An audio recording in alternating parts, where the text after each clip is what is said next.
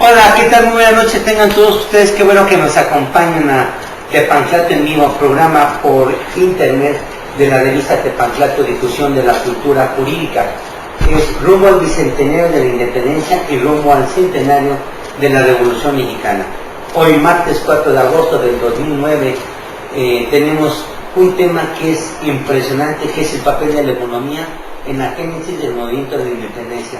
Me acompaña en esta ocasión un gran amigo que me hace favor de acompañarme cada 8 días en este tema que es tan importante de la independencia y que es el papel de la economía. Voy a permitirme presentarlo y presentarse el solo. Adelante, Gino, por favor. Gracias, buenas noches, amigos cibernautas.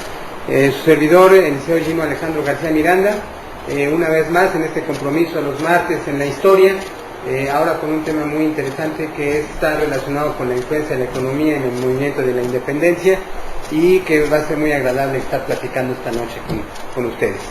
Es muy agradable este tema, Gino. Yo me atrevería a decir que es importantísimo en mi concepto porque es la génesis donde comienza el movimiento de la independencia. Para mí es lo más importante y es como vamos a ver en el libro que escribió el maestro Sabino, algunos pasajes de él, y hacemos comentarios, porque ¿cómo se hace un movimiento de independencia? Por varias razones, ¿no? Porque había un contraste en la sociedad muy difícil, pero solamente había mucha pobreza. Vamos a leer lo que dice Humboldt al respecto. ¿Te parece bien? Sí, claro que sí. Bueno, vamos a darles primero nuestros números telefónicos: 55 648 373, nuestro correo electrónico tepantlatoenvivo@hotmail.com. Un programa para la difusión de la cultura rumbo al bicentenario de la independencia y rumbo al centenario de la Revolución Mexicana. Bien, vamos a entrar a detalle porque es un tema importantísimo y quisiera, si tú me lo permites, Gino, dar una entrada del libro que siempre tenemos aquí, La Independencia de México, las otras historias, que es sumamente importante. Y yo quisiera empezar con algo que estamos platicando aquí antes de entrar al aire, y dice lo siguiente: los contrastes en la sociedad eran abismales. En Taxco, Guanajuato y otras ciudades novohispanas florecía la lujosa arquitectura de la época, como reflejo de los beneficios del auge de la minería, sobre todo por la extracción de plata. Pero por otro lado, visitantes como Humboldt señalaban la gran cantidad de pordioseros que podían verse en las calles de la capital, mientras que en las zonas rurales y en los barrios urbanos abundaban los bandidos al acecho de las víctimas. Ello era lógico, pues esta situación ha sido y es inherente al desarrollo capitalista.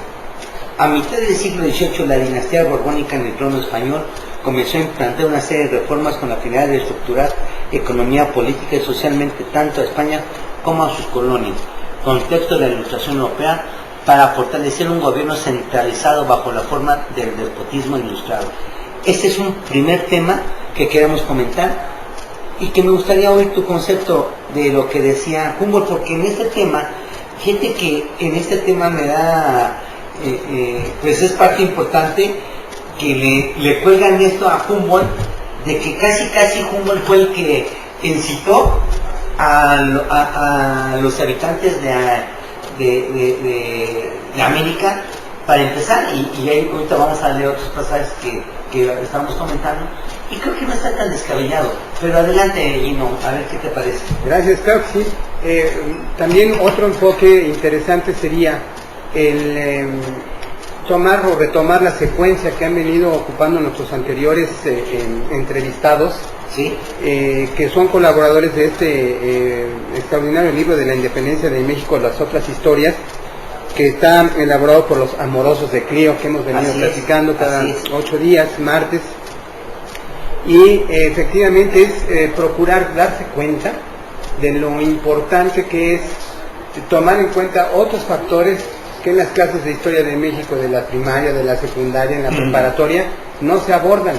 Es los grados de influencia, el grado de influencia que ocupó la economía en la independencia de México. Sí. Y más aún porque era un asunto que ya empezaba a preocupar Todo estaba destinado a ser manejado por la corona.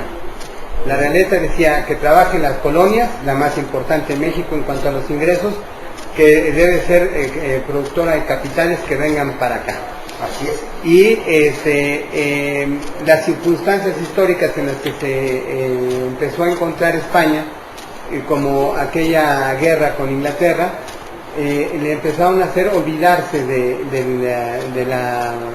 virreinato, de la colonia, y entonces a abandonar muchos aspectos de la vida económica de la Nueva España.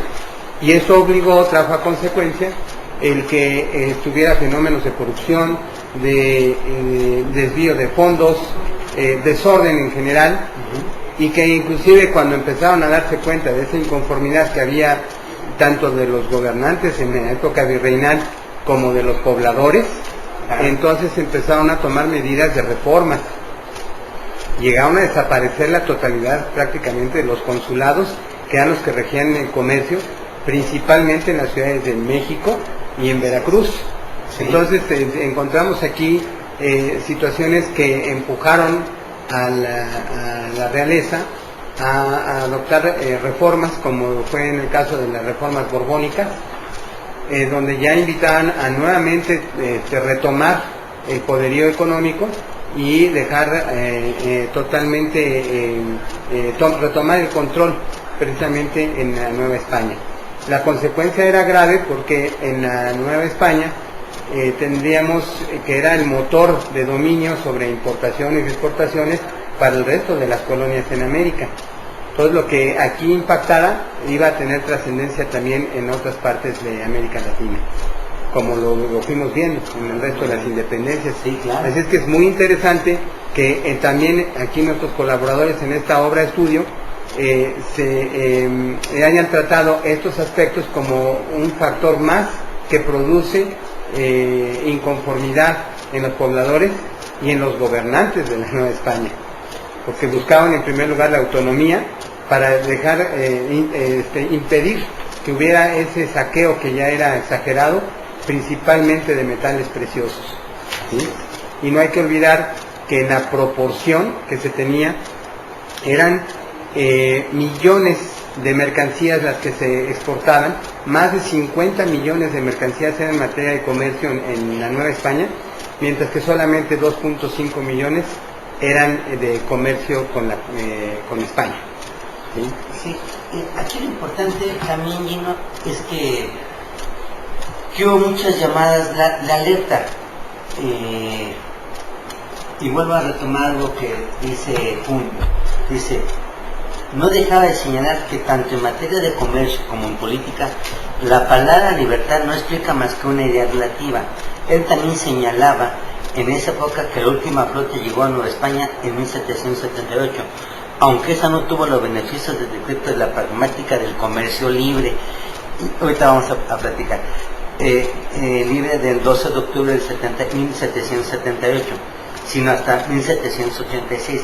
Además, en términos de balanza comercial, señalaba que antes de 1778 el valor de las exportaciones registradas, lo que estás diciendo, en un año normal era de 619,000 pesos, y en el periodo 87-90 ascendieron a 2.880.000